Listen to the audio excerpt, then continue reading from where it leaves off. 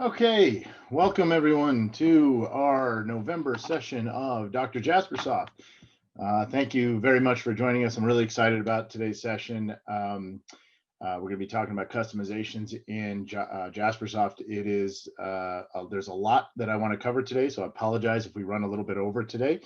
But I'm really glad to have everyone join us and take a look at some of the really cool stuff that we can do in Jaspersoft. My name is Mike Bilkowitz, for those of you that don't know me, aka Dr. Jaspersoft. Really, like I said, happy to have everyone here. A couple of ground rules. I've got a poll mechanism in place. I just kicked it off. As we do every month, just try to get a pulse out there and see what kind of topics you guys want us to cover potentially in future sessions. So if you want to take a moment to go ahead and fill out that poll, it's multiple choice. You can choose as many of the topics as you want. If there's something on there that really strikes your fancy that's not on there that you want us to cover, you can always email us, drjaspersoft@tipco.com, and that will come to me, and we will take note of that, of course, as well.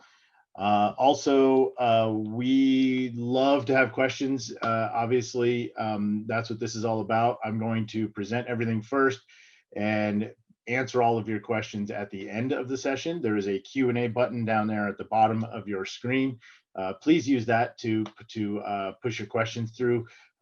You can use the chat window, but it's not quite as easy for me to control the questions and read the questions and mark them as answered. So if you have questions that come up during the session, please, like I said, just type them in there in the Q&A section, and we will spend time at the end of the session going over those questions. So, all right, without further ado, I think we can get started. Let me share my screen here.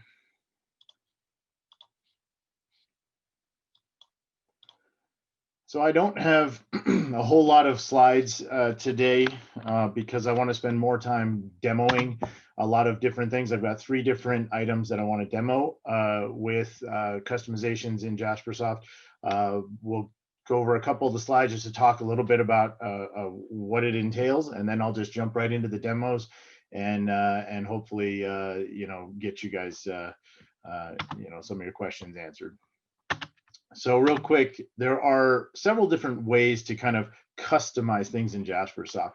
One of the first and the easiest ways is to modify XML files. Those of you that are familiar with Jaspersoft know that we've got a slew of XML files on the server, and a lot of those things are kind of configuration-based items, but there are some things that can affect your UI. I will show you an example of that with our first demo in a little bit. But that's one of the main things, one of the first things that people tend to look at when they're looking at customizing or tweaking little things within Jaspersoft. Any change to an XML file, though, however, does require a restart of your Jaspersoft server. All of the XML files are loaded when the server starts up, so that's very important to know that you can't just make a change and assume you'll see the change right away on your front end. JavaScript and HTML. Those, there are a ton of JavaScript files in our system. There are still a few more lagging HTML files. I'll show you an example of that in our second demo. Almost everything in the JavaScript world in Jaspersoft does affect the UI. It's what you're seeing on the front end when you make changes. There's an important thing to note. Those of you that don't know, we have sort of 2 copies of all the JavaScript files. There's an optimized version and a non-optimized version. The optimized version is uglified or minified, and basically takes your non-optimized version and it makes it one single line, replaces variable names with just single letters, tries to minimize the size of the JavaScript files, because as you know, the larger the JavaScript files, the more that has to get downloaded to your server or to your browser, and the more time things can take in that regard. So it's very tricky when you're doing customizations in JavaScript that require JavaScript changes, because changing an optimized file is not an easy task. So we fortunately have a nice method for you to actually re-optimize changes that you make in the non-optimized version. I'm not going to show you how to do that re-optimized process. It's a little time consuming, but it is well documented, and there will be a link in the at the end of the slide deck to show you exactly where to go to find out how to do that. One option I like to throw out there when you're doing customizations is the the ability to tell Jaspersoft to use either the optimized or the non-optimized JavaScript files. Like I said, much easier to develop your optimizations in the non-optimized files, but by default, your server is set up to use the optimized files. So you can change that setting in your js.config.properties file, which is located in your webinf directory in Jasper Server Pro. There's a setting, it's about 4 or 5 settings down, that just says, using the optimized JavaScript, it's set to true by default. You set that to false, restart your server, everything will be non-optimized. So in a dev environment, you may want to do that. I tend to keep mine set to false when I'm doing a lot of customizations because I don't want to have to deal with flipping back and forth. However, if you're in an environment that you want to test one method or the other, there is the ability to add to your URL this underscore OPT equals and then either true or false. So if your default setting is set to true to use your optimized JavaScript files, and you want to test a non-optimized change that you've made, all you have to do when you first log into the server, and I'll show you this a little bit later, is add to the URL an ampersand to the end, underscore OPT equals false, and then for the rest of that session, you will be using non-optimized JavaScript files. So it's a nice way to be able to quickly go back and forth between the two. And as I sort of mentioned, your best practice is to essentially modify the non-optimized version and then do that re-optimization process, which again is documented. You'll see a link later for that. Generally, you don't have to restart anything when you make customizations in JavaScript, but you may have some caching issues, right? If your browser caches your JavaScript, then you may have to do some special stuff there. I tend to work in the incognito mode within Chrome so that things are less apt to be customized or cached. But even then, a little shift restarts or shift reload sometimes forces it, manually going in, clearing your cache. If you're not seeing your changes, it can get a little tricky there. So just keep that in mind. JSP, we have a fair amount of JSP files still in the system in our application. Basically, we use a model view controller structure. Most of the JSP changes are going to be also for UI things, but a little bit more functionality built into the JSP pages. And again, similar to the JavaScript, you don't require a restart there, but if you make a change, but you may have to clear your cache. You also have a work folder within your Tomcat directory, assuming you're using Tomcat, that stores the compiled versions of your JSP pages. So if you're not seeing those changes, I tend to see the changes without having to go into that work folder. But if you're not, for some reason, you go into your Tomcat directory or your server directory and find that sort of temp location and delete the folder, and it'll just recreate the JSP pages, the Java classes behind them. And then there's the big one.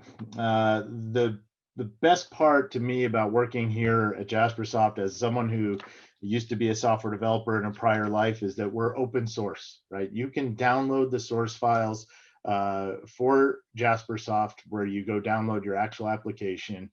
It's all written in Java. There is a ton of code out there, but so basically what I tell people is anytime there's a request to do something different than what Jaspersoft does, odds are pretty good we can do that for you. We can customize it for you. If we can't do it on the front end and it's an easy UI change like some of the things I'm going to show you today, then it's very possible we can do it in Java directly by customizing or adding our own code. Obviously, this is not for the faint of heart. This is not for your non-technical people. This is really a highly technical thing here when we're building, actually writing Java code or customizing base Java code from within our system. You have to be very careful. Obviously, you don't want to break things when trying to do your customization. So just keep that in mind. As I said, you can add your own custom code or you can modify our base code. The way I look at it, there are 3 ways to deploy changes, any custom code in when you want to make Java customizations. Every one of those requires a restart of your server.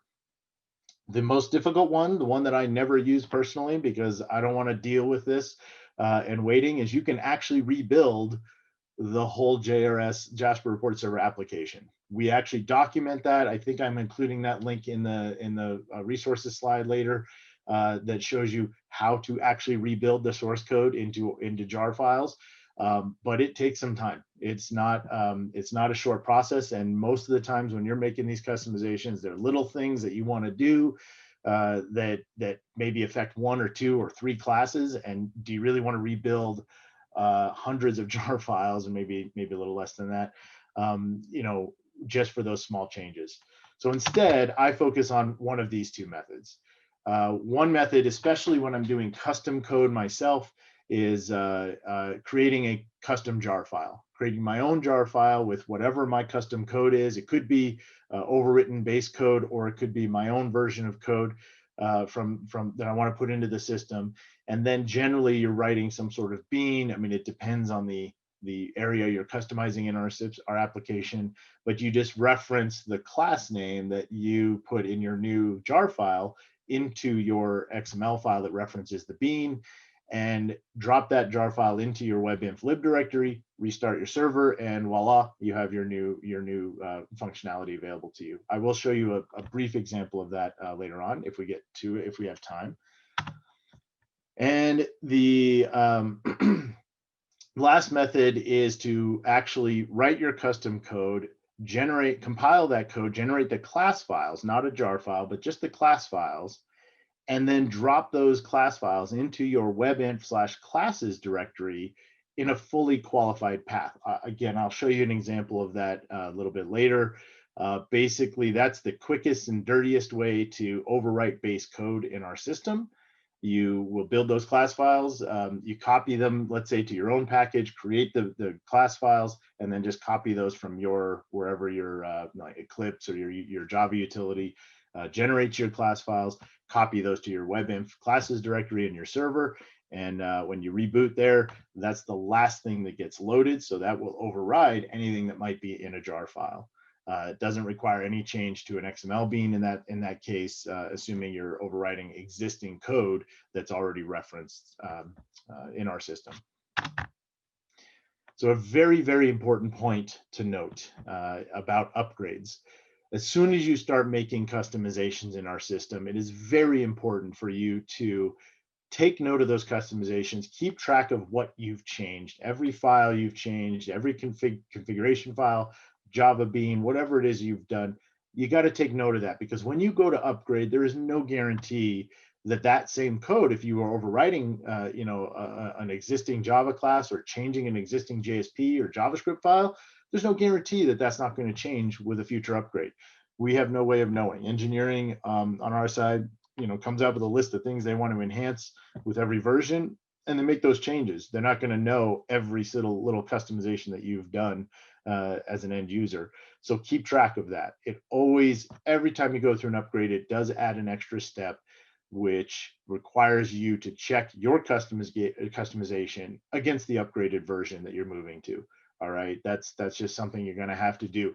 Obviously, if you do these last two versions methods, especially with the Java stuff, creating a custom jar file or building class files, much easier to keep track of that than if you rebuild the application, because that's all of a sudden going to have all the same jars and you're not going to be able to tell which ones you changed. So just wanted to call those out.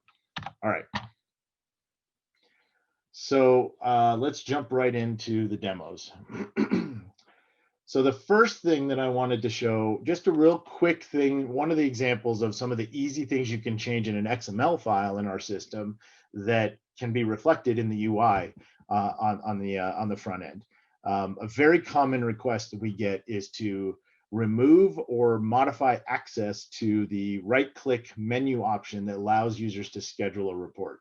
Okay, so when I log into Jaspersoft, as a super user or as any user, and if I'm in my repository, those of you that have used the system know that on a given report, I can right-click and I have this ability to schedule. Sometimes people want to remove that access or control it based on roles, let's say. So there's a very simple change that you have to make in the action model search XML file, which is located in your webinf directory. And if you find in this guy, there is an action here, a schedule action. This is the actual guy that button, that option connects to in the system. And for my customization, I simply added a condition test here, which checks the authentication roles. It checks the roles of the logged in user. And if they match whatever I've passed here, one of these two roles in this case, then it will show that button. Otherwise, it will not show that button. You won't get the create schedule option. If you ever aren't sure about the check authentication role syntax, you can always search in these files. You'll see examples of it throughout the system. All right, there's another example of it right here. So you've got lots of examples there on how to do it. Just remember that when you do it, get back to the scheduler option, you have to make sure you are, if you're adding that condition, make sure your XML is still valid and close the condition after the section you're trying to take out or restrict. So if we look now, I am a super user right now, so I have role administrator. That's why I see this schedule action. If I go in and log in as a user who doesn't have one of those roles, here's one, a California user. He's role supermarket manager and role user, but doesn't have one of the two I've identified. If I log in as this user here, eventually he will be logged in. And if I go view repository now, and I right click a report, you see I do not have the schedule option. It's that simple. We've got another user here he doesn't have role administrator, but he has this role email report. And again, if we go back here, you see that was the other role that I added here, role email report. So if I log in as this guy, Joe user in this case, and I view the repository, he does have the ability to schedule jobs. So that same logic can apply to anything in that right click menu. It can apply to anything in the top menu you see along here. That's a different XML file. That's your navigation XML file. It's a very quick and dirty way for you to control sort of access to certain functionality within Jaspersoft. So that's the XML. That's an example of the XML method. All right. So let's move on to our next demo. I'm going to show you guys how to do a similar thing with the scheduler itself, where we get a lot of requests to remove or hide certain options within the scheduler tab. Those of you that have used the scheduler know we have like 4 or 5 tabs out there. You can go through one step at a time, and there's all sorts of options on those pages, but some of those options can really affect performance of your system. For instance, the output options, you can choose to save things to the repository, right? But if people are scheduling jobs that run too often and are creating very massive PDF files and they're saving those to the repository, you could quickly blow out the size of your Jaspersoft database, and that can cause performance issues. Similarly, people may have this particular example I'm going to show you. The use case was that they wanted to hide certain things on the notification tab. So when they go into schedule a report, I'll just show you real quick. So if I go in to schedule this guy here, and I go create the schedule, and it went to the notification tab, and they said, look, we've got all these options here, but we don't want people to always have the ability to do everything that's listed here. We want to hide some of these based on certain roles. So that was the use case for this particular customization. And so I'm just going to show you how to do that. The nice thing about this customization is it's actually touches 3 different file types within our application. So it's not super straightforward, but just bear with me. We've got a JSP page we had to customize. We have a JavaScript page we had a file that we had to customize, and we actually have an HTML file that we had to tweak as well to do this, to implement this change. So I'm just going to start walking you right through it. The first one is this JRS configs JSP page. So I've got this guy in WebInf, JSP modules common JRS configs. This guy here is the one that actually identifies which role we want to actually check. And so you see here that in JSP, similar to what we saw in the XML file, we have a way to do a role check. And the role check here is this auth authorize call. And we're going to check to see their access. We're going to see if they have the role email report.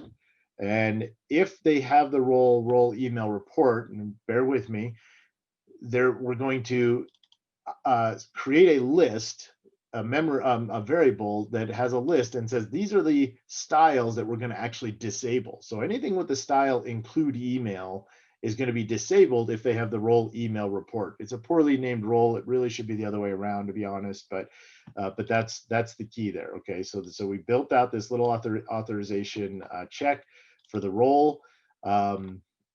That's the only change we have actually in this particular case for the JSP page. Now we have the actual logic that builds this out that we have to deal with, and that is actually in this scheduleapp.javascript file. So again, I don't work in the optimized area, I'm working in the non-optimized area. So we'll keep note of that when we go look at this customization here in a moment. And there was a few changes here. Basically, we had to write a function called customize page. And the customized page is essentially checking to see if we have that notifications disable list. So the JSP built that list if we had that role. So if we don't have that role, we don't do anything. We just return and we're fine. But if we do have that list defined, we're going to iterate through that list and find the CSS tags that we identified already in that list and set the display to none. That's basically what this is doing. Okay, so we're using JavaScript to set those tags there. Well, now how do I identify which items actually get shown or hidden? That goes to the HTML file, which is also in the scripts area of our system. So it does get optimized. It doesn't really change at all, the HTML files, but there is a copy of it in the optimized scripts area as well. And if you look here, I have the notifications tab template, and this same thing could apply to the output options, let's say, or parameters, any options you want. But in this case, we're looking at the notifications tab template. And here we have found a few things that we want to kind of hide if they have that role. So in this case, we're looking at the include report files as attachments. So that's this option right here. Include the report files as a zip. So that's this third option here. And then include report HTML report in the body. We're disabled. This is already disabled. We're good because we didn't choose HTML in this case. We're going to hide that guy as well. And to do that, we just added to their div class definition this tag, this style. This class include HTML. So that was the thing that we identified here in the JSP page, and that is what's going to tell us, okay, go ahead and just hide anything that was defined here from this page. So if we want to see this in action, you can see here, I don't have that role, so nothing got hidden in this particular case. But if I go back to that Joe user, who does have role email report and log in as that guy,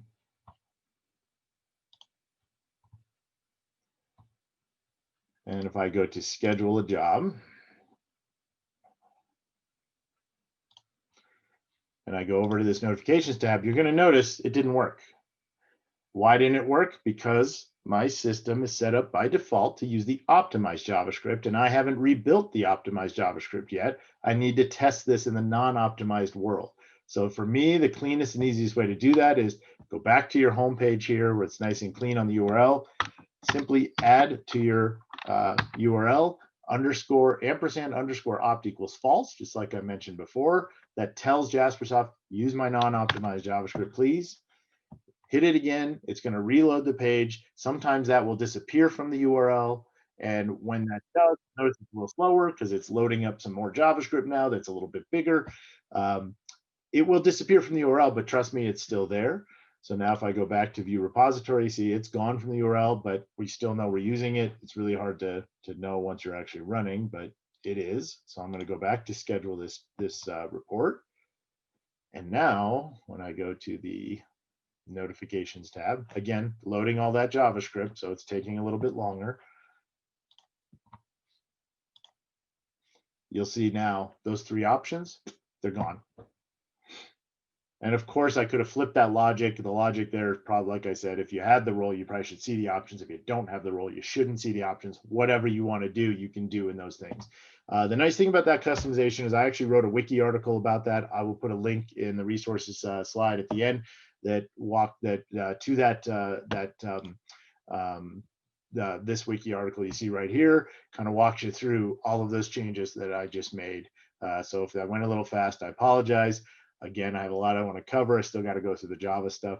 So that will be here for you to look in the future. So pretty cool stuff, right? I liked this customization a lot because, again, I get these requests a lot. Yes, we could hard code, just remove those options for clients, but it's much cooler to be able to do it based on role rather than just forcefully change, what's actually on this page. So I take it for what it's worth, but I think it's pretty cool. All right, so the last one, the big one, we're going to talk about Java customization. I had a client recently request the ability to add hyperlinks to ad hoc tables and crosstabs. To do this is not something included in our system right now. We hope to get it there eventually, but we had to come up with, we in customer success and professional services had to come up with a way to do this without having it already in the product. And to do that, we had to customize our base Java code in our system. So I'm just going to show you this again. I know we're going to run over. This is recorded. If you have to leave, I understand. You can come back and watch this part later, but we're going to walk through it anyway. What we've got here is, and just as a reminder, I do see I've got questions coming in. I will answer those questions when I get done with this section here. So what we've got here is I had to, the hard part is a lot of times the hardest part is finding where that code is in our system that actually you have to change and modify to get it to work. I'm not going to show you how to dig through our thousands of Java classes, but basically you can download the source file as I mentioned before. I just throw it out here. I search for it. Try to search for things that you see on the front end or in the definition of the XML files, whatever it is. Once you find that stuff, though, you got to play around. It takes some time, right? There's a reason I said this is not for the faint of heart, making these changes. In this particular case, we've got two classes that are generally affected that we want to deal with. We've got the table report builder and the crosstab report builder. These are ad hoc classes. They're specific for the ad hoc realm of things. And you're going to see there's a fair amount of changes that are actually made here to get this to work. The first one is I actually identify a constant file called _HLink. That is the guy that you're going to set in your domain on an ID. It's a suffix you're going to add to a field that you identify as a hyperlink. Okay, that's the way this particular use case was for this client. I know we've had a couple clients implement this. They basically have a URL in their database somewhere, and then we have to identify what field is a URL. So to do that, we added this sort of custom thing that says, okay, anything that you have that's _HLink, I'm going to treat it like a hyperlink, and then I'm going to actually make it a hyperlink. In this case, you're going to see one of the things that we had to do, the client by default, it was pointing to itself, the hyperlink, so it would reload in the same page, but this client was very adamant. They said, no. We need this to open in a new screen. We want the ad hoc view to stay here while you click the link and go somewhere else. So that was actually found here. You can see where we're designing a text field, and there's actually a hyperlink target on the text fields. So I just changed it from self to blank. Very simple. All right, straightforward. The next change right here is to actually set the display name. So this is doing some custom Java code here. I'm actually, this is the reference. We're setting a reference type, which if you know how Studio works, when you build a hyperlink, you actually choose a reference, and that actually is your link external to Jaspersoft. So basically, that's what we're doing. We're setting a hyperlink type. If we found that link trigger, so if we have the _HLink, we're going to set this to a reference, which makes it an external URL in our system. All right. And it pulls some stuff. There's some pattern regex here going on. Basically, the way this was set up in the database, you will see the client said, oh, I've got a visual name I want up front, and then I'll pipe delimit it, and then I'll put the actual link in the database. So you can see how that is here. I also wrote it so that if they didn't have that initial display name here, like this sample here, then it will just process the URL and set the URL. This is a requirement for this particular customization. You can see how this could be very specific to your needs. If you may not have a field that has an actual full URL in it like this. So it could take some tweaking here. Basically, that's it for that section. We do the same thing on the crosstab side, and we're kind of done. There are a couple of changes that had to happen in JSP pages as well that actually are processed and displayed to the end user there, and that is to actually build out the hyperlink itself on the JSP page. That is so that it works in the report side of things. So if you save your ad hoc view as a report, we want to make sure that we find those fields and make those clickable as well.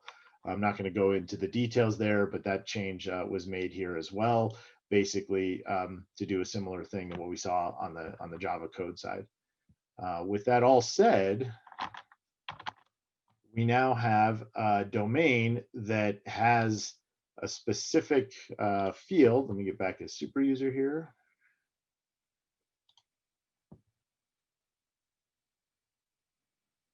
Come on.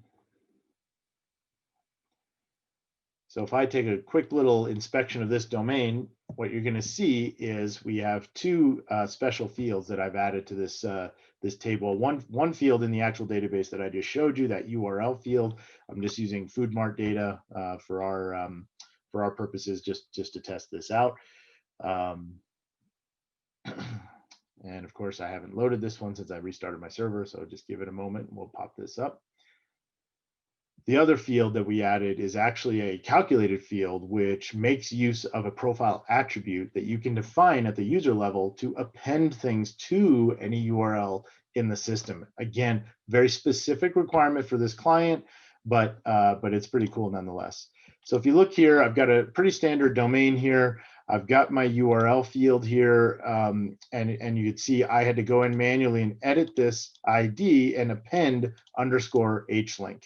That's the key part there. That tells the ad hoc editor now will be looking for that and says, oh, this is a guy I got to treat like a hyperlink. I'm going to actually build a link in there when I display the ad hoc view.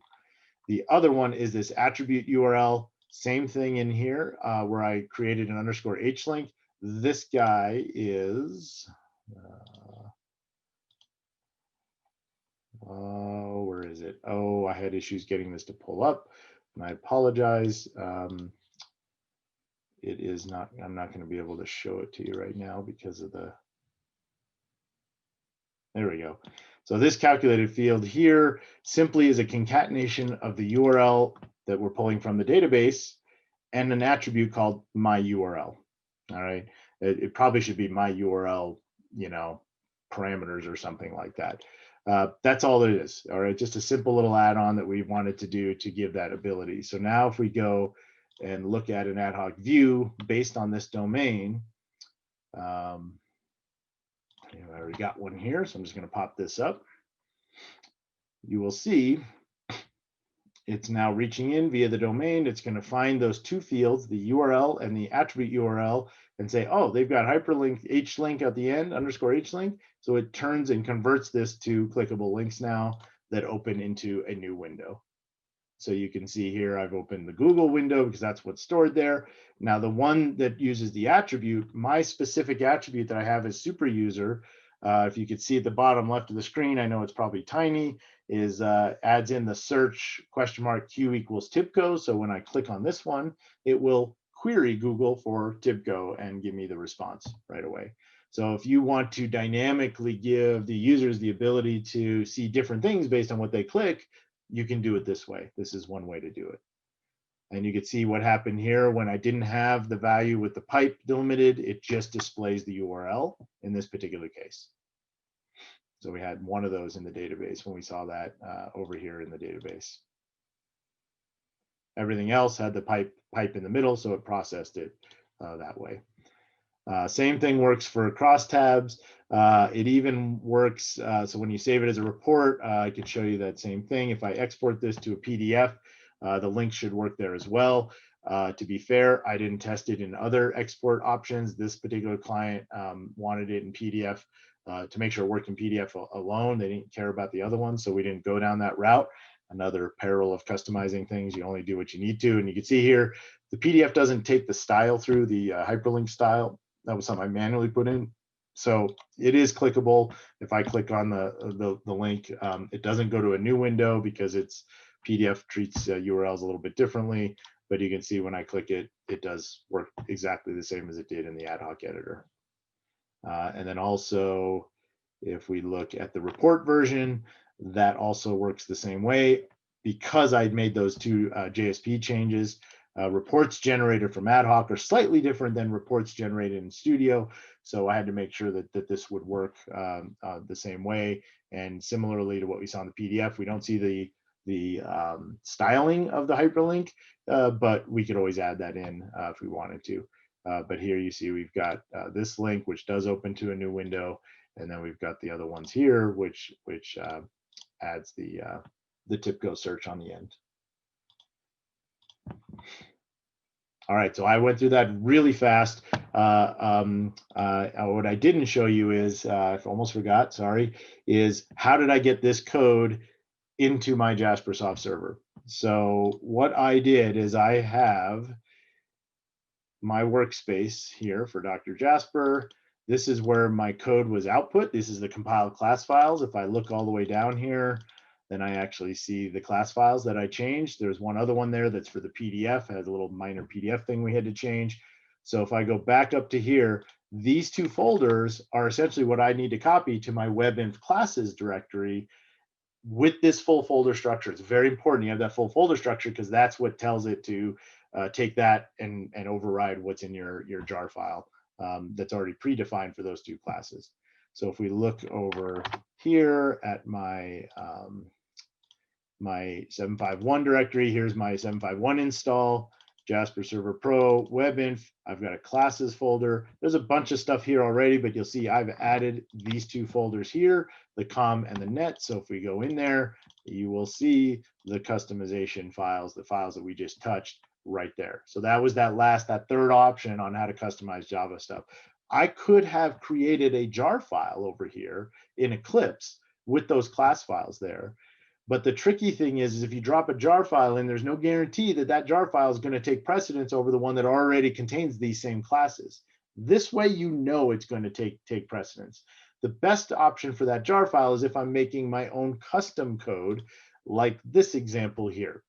All right, we have a very common request where if you deploy our pre-authenticated SSO token, we have the ability to, when you create the user, the role that is defined with your user will be created at the organization level. A lot of clients decide, no, I want that role to be at the root level, so it's the same role for all users in my system. Well, that change is a single line change. This line right here, it usually reads role.set tenant ID, which is saying put my role at my organization level. If we change it to hardcode organizations is actually the root level ID of your root role in your system. So that simple little change will actually force your roles to be root level roles. But how do we get this into the system? Okay, so in this case, I actually will create a jar file that contains my custom code. Notice it's got a custom name. It's not called the original, what the original name is called, right? And it actually comes from this custom root role MT external user processor, which extends that guy that we just saw. So now I'm going to build this into a jar file, but I need to actually change the XML file that references it. So here's an example of that XML file. And you'll see here, we've got our user setup processor, which is defined here. And I've actually taken the original one, kept it there, commented it out. That was this guy right here, and put in my version here, which now refers to my custom code, which is in a jar file somewhere. Doesn't matter what the jar file is called, as long as it's in that webinf lib directory, it will get parsed and loaded into Jaspersoft when it's started up. And then as long as you reference the full package name here, you now have access to that jar instead. You're going to use that class instead of the one that we shipped with. And again, I didn't do anything special with this class. This is literally a copy of the base code that is in our source that you can download. I copied the code, changed the name, and changed that one line, you know, to reflect the role level where the role is defined. Exported it to a jar, literally just right click and say export to jar, and then drop it into WebInflib. It's that simple. I mean, I know it, I know I went quick through that, but it's very, it doesn't have to be that difficult. And the nice thing about doing that is, based on how you name that jar file, again, can have any name, put your company name in it, put something custom in it, whatever you want. You can always go and look at the WebInflib directory when you're going to upgrade and say, ooh, I've got a custom jar file. I got to deal with this now when I'm upgrading, because you want to make sure that this code will compile against the new version of our source code. And by the way, how did I do that? I actually use user libraries in Eclipse. This particular code is actually 750 code. So you see here it's using a 750 library. If I wanted to test this, if I kept this project around and I wanted to test this against 7.8 because I'm going to upgrade, all I have to do is go to my build path here, configure my libraries. I'm going to add a different library. If you don't have it already defined, that's okay. You can define it right here. I don't. Look at that. I don't have it defined. So if I go to user libraries here, I can create a new one, 780. And what you want to do is add your external jars from your Jasper server install. So there's two locations I always include. In your Tomcat level, you have a lib directory. I will add all of these.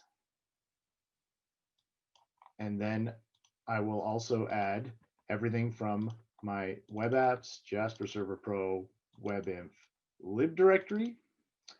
And I will add everything in here except for that folder, which is strange. I think I must have done something there.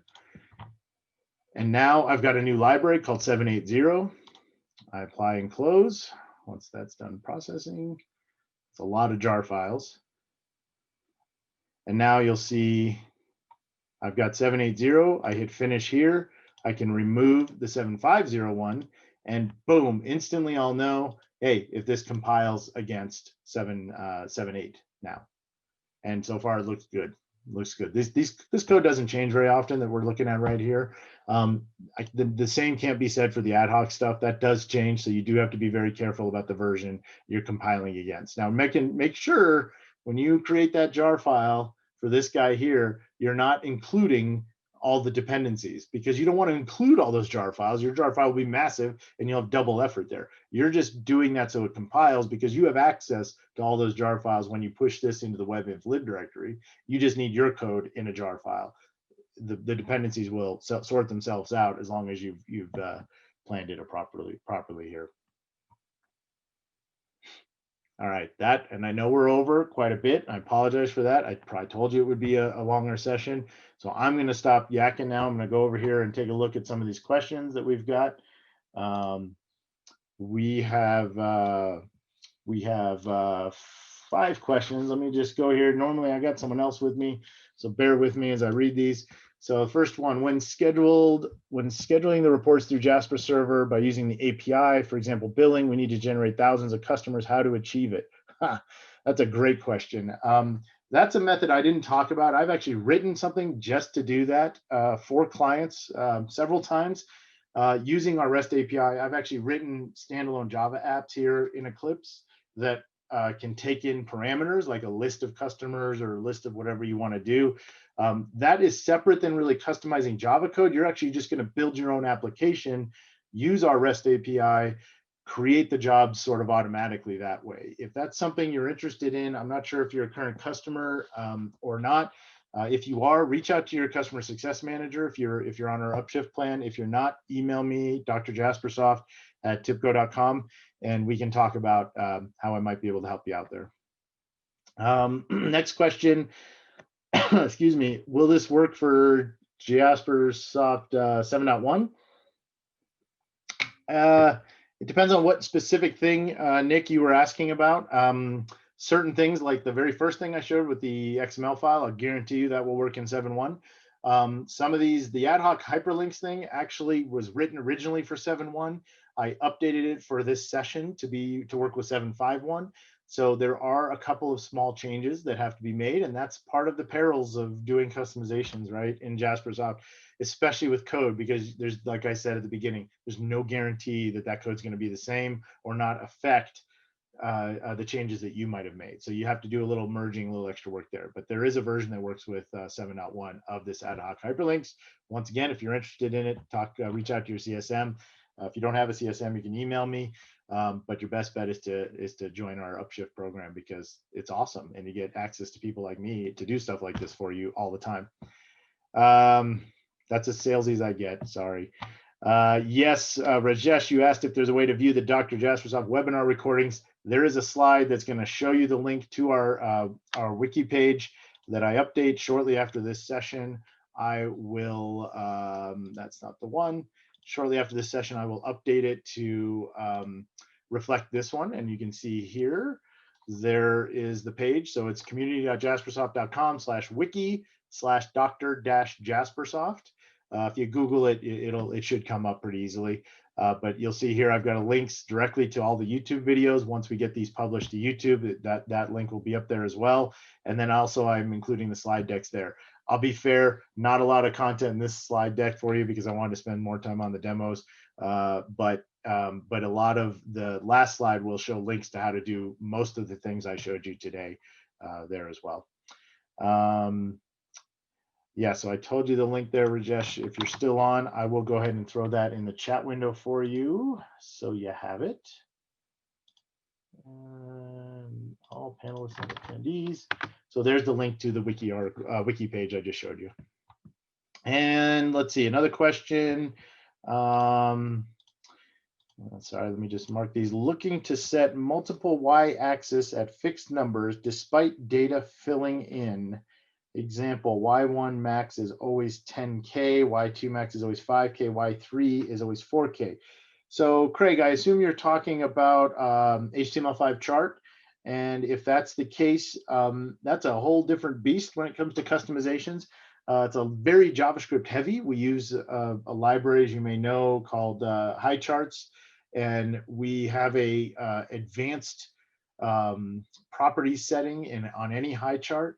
You can do almost anything in there. It's really can be really challenging, I'll be honest, if you want to get really complex for your specific thing. Let's see, fixed numbers. Yeah, so setting the axis, I'm assuming you mean the axis lines themselves. I have done that before. It's one of the properties in Hide Charts that allows you to do that. That's a little bit out of the scope of what I was going to talk about here. I know it is probably sort of a customization to you, but what I always recommend is y-axis is Google stuff like this and find the actual property.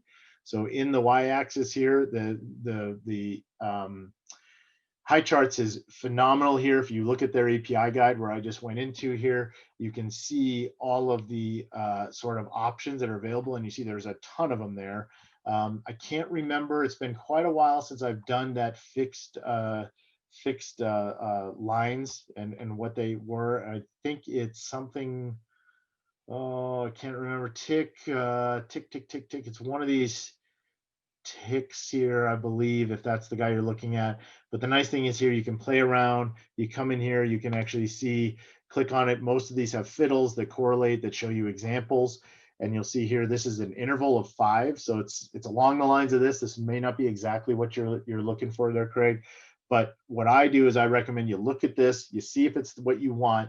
Once you find what you want, you come over here and you pull these values and you say x-axis.tick interval or y-axis.tick interval and set those in that advanced properties section of Jaspersoft Studio or of an ad hoc chart, because you can set the properties in an ad hoc chart as well. Not all the properties that you find in Hide Charts will work in Jaspersoft, but things like this should work. Again, if you have issues, reach out to your CSM or email me, drjaspersoft@tipco.com, and I will try to get back to you for sure on that. It's just been a while and I don't have Studio up, and that'll take long to load up, as you know, and finding that can be a challenge, can be a true challenge. So All right, before I let go, I don't see any other questions right now. If you have any others, go ahead and fire them in right now. The last thing I will show you is I do have, like I said, this slide here, which has links to most of the things that I demonstrated today. We don't have a write-up on that ad hoc hyperlink thing. That's kind of a bigger, more intense customization. It's not something we would plan to write it up. Reach out to us if you want help with something like that. But the other things that I talked about are all sort of linked here, and you can find those here in the resources. And then the last thing, oh, I skipped over it. Next month, very important session. We had someone in our engineering staff who decided to volunteer to do this, and I'm really grateful for them because this is a huge, huge topic that comes up all the time, especially for those of you that have had Jasper for a while, and that's performance testing and how to do proper performance testing in JasperReports server. So on December 10th, please, please, please mark your calendars. Very shortly, we'll probably have a link to register out. The office hours URL will be updated with the December info very shortly, and we'll have a link there. You can sign up, and of course, you'll probably get an email. Those of you that got emails to sign up this time, please make a point to attend this. If you use Jaspersoft, I promise it's going to be useful. It's not the most exciting topic, definitely not as exciting as customizing code in Jaspersoft, but performance testing is super important and something we always encourage you to do on your side. So all right, I don't see any other questions. I really appreciate everybody's time, especially those of you that stuck out extra time with me here. I know it was a long one, but really do appreciate it. And we've got your results here. Looks like I'll just throw it out there. Debugging Jaspersoft is one of the top ones. I'm more than happy to go through that myself in a future session sometime after December, but we will keep a note here. And if you have any other ideas, like I said, reach out to us, Dr. Jaspersoft at tipco.com. And of course, I made it go away completely. There it is, Dr. Jaspersoft at tipco.com. Reach out. I hope it was useful. And thank you all very much. Enjoy the rest of your day and the rest of your week.